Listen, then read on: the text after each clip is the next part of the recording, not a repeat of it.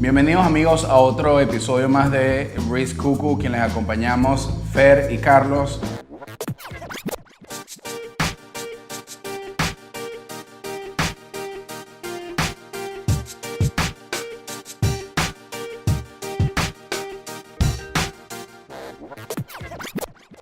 Muchísimas gracias por estar de nuevo aquí con nosotros esta semana. Fer, ¿qué tal? Gracias. ¿Cómo estás, Carlos? Bien, bien. Bueno, seguidito después de nuestro video de presentación. Sin parar, de una vez. Pácata. Sobre el primero que vamos a conversar precisamente lo trajo a colación Fer. Fer, ¿cuál es la idea de que conversemos hoy precisamente? Hay un tema, un mercado, una proposición muy vigente hoy en día que es el tema de los relojes usados. Sí. Y más profundamente los relojes vintage. ¿Qué son los relojes vintage? Son esos relojes ya del año 50, 60, que tienen muchos años de haberse sido manufacturados. Tienen una demanda importante porque se ha creado una colección. La gente lo busca mucho por lo que representó en el pasado y por lo que todavía representa hoy. Entonces, bueno, quería hablar un poquito. De hecho, salieron muchas fuentes, muchos artículos que dicen por qué hay tanta demanda, por qué no me gusta que un reloj del año 60 valga 10 veces más de lo que costó inicialmente, porque sí estoy de acuerdo, entonces es para debatir, es un tema que capaz mucha gente esté de acuerdo y mucha gente no. Sí, totalmente. A mí, sabes que yo estaba pensando que lo estabas mencionando sobre los años. ¿Cuándo se empieza a considerar que un reloj es vintage? O sea, ya se considera, no sé si, por ejemplo, relojes que se producieron en los años 90 se consideran ya vintage o hay una cierta regla de que tienen que pasar 40 años antes de poder de manufactura para que se consideren vintage, no sé. Fíjate tú, es una muy buena pregunta y tomo por ejemplo una de las marcas que es líder en la industria como Rolex. Cuando crea una característica para un reloj, por ejemplo el bisel de cerámica. Correcto. Toman la decisión de fabricarlo desde el momento que lo fabrican hasta 40 años consecutivos. Esos 40 años de fabricación no quiere decir que es para cubrir la demanda que hay en el momento, es también para el futuro. Claro. Entonces, cuando un reloj regresa a la fábrica y esa fábrica no es capaz de hacerle el servicio inmediatamente, ya tiene que ver la manera de rehacer una pieza o tener que mandarlo a otro centro de reparación donde está más especializado en esos movimientos, yo creo que entonces ahí ya estamos hablando de un vintage piece. Y varía dependiendo las marcas, pero yo creo que ya todo lo que es del 80, anterior del 80 ya es un considerado vintage piece. Definitivamente. Hoy en día un Explorer 2 del 75 te cuesta más que un Explorer 2 del 90. Claro. Del 90, sin ir tan lejos. Sí, yo creo que los vintage ya podemos categorizarlos desde los 80. De los 80. Hacia atrás. Dentro de todas las piezas, porque también hay un tema, ¿no?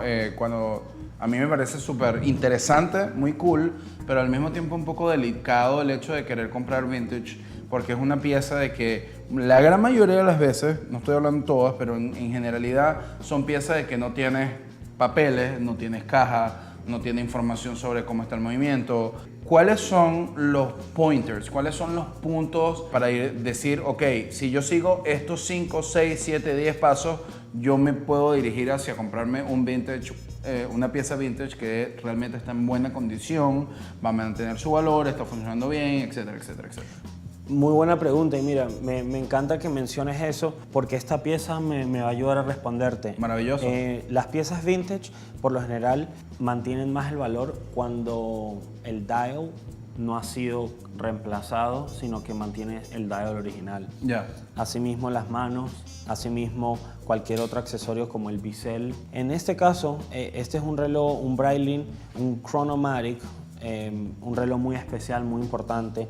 Hoy en día se consigue... 49 milímetros, ¿cierto? 49 milímetros.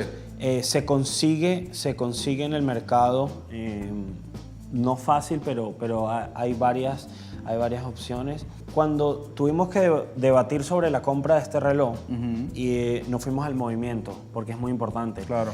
Que un relojero experto nos diga cómo estaba la condición. Nos dimos cuenta que este es un movimiento que fue hecho para mantener un rotor, o sea que es un movimiento automático. Oh, wow. Pero el reloj no tenía ningún rotor. Entonces ahí nos dimos cuenta que había sido trabajado de alguna manera, le quitaron el rotor y funciona de manera manual. No tiene el rotor que lo hace ser automático. El valor es otro. Por supuesto.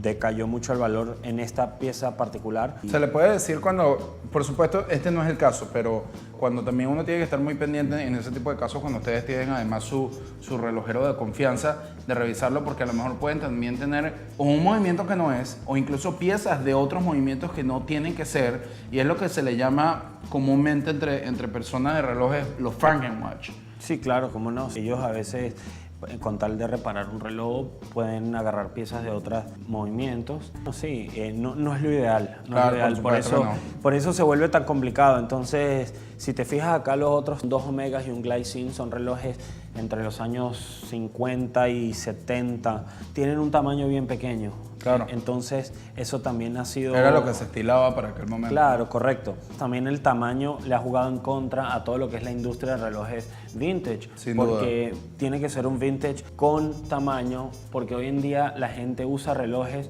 el hombre usa 38 para arriba. Sí, ya 36, 36 digamos que ya, es la línea. Digamos que es bien unisex. Sí, no correcto. lo puedo categorizar como hombre. Incluso hay muchas mujeres que utilizan relojes que le quedan más grandes de lo que le va. Por favor, Claro. 44, lo vemos todo el tiempo. Sí. Entonces, bueno, lo que es la facilidad para hacerles el servicio, una pieza como esta, Breitling hoy en día no es capaz de repararla en sus fábricas, en sus puertas. Ellos tienen un centro especializado de Para relojes. vintage. Correcto. Oh, wow. De relojes vintage.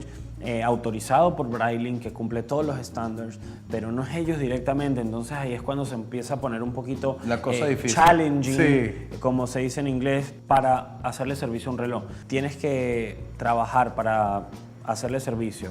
Puede que sea un tamaño no muy cómodo. Correcto. Encima tienes que pagar un alto precio. Yo creo que son cosas que no le han jugado a favor para la industria de los relojes usados, en especial los vintage, ¿no? ¿Qué opinas tú sobre inflación o esa burbuja, queriendo o quizás no queriendo directamente?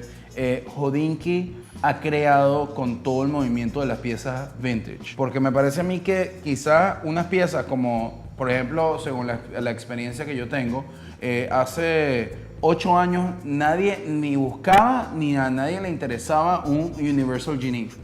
Era una marca que tú podías conseguir un reloj por $500, por $1,000, podías conseguir incluso un Triple Calendar por $3,000. Hoy en día eso es imposible. Sí, yo aprecio mucho la labor que hace Hodinkee, porque al final de todo lo que hace es esto, un poquito de lo que hacemos nosotros, Sí, que correcto. es transmitir conocimiento y transmitir información, transmitir opiniones también. Claro. Entonces, con esto ellos lo que hacen es educar, y si esa educación lleva a la apreciación de una marca como Universal, me pone muy contento, Claro. me pone muy contento. Ahora, todo a su justa medida. No veamos mañana un Universal al precio del Paul Newman, por favor. Esas son las cosas que yo la Que verdad es que no mantengamos termino de todo comprender en- mucho en el mercado. Y de hecho me preocupan un poco porque eso también lleva a que la gente le agarre un poco de miedo al meterse en vintage Totalmente, sí. O generan un fan de ciertas marcas o de ciertos modelos. Por eso, bueno, tenemos gente que ama los vintage, tenemos gente que no los quiere para nada. Yo estoy como que en el medio, ¿no? Me gustan, pero aprecio mucho que mantengan la cordura. Sería justo decir que una pieza vintage está ya puesta en el mercado para que una persona ya conocedora de relojes se meta a comprar una.